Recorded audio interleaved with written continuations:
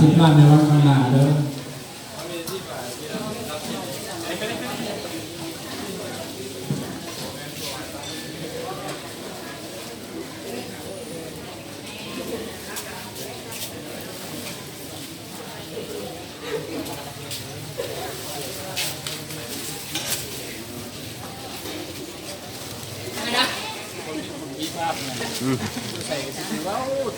ลูกหลานอธิษฐานตลอดให้แขวพวงไวๆเด้อ ไอ้จะก็ละกันบ่ดิคือรอเกือบทำกูแท้ฮะ หลออันนั้นหลออันนี้รอ เอาใช่ร้านสร้างกันมาบ้านไกลไปได้กันเลยมาเอาไปนี่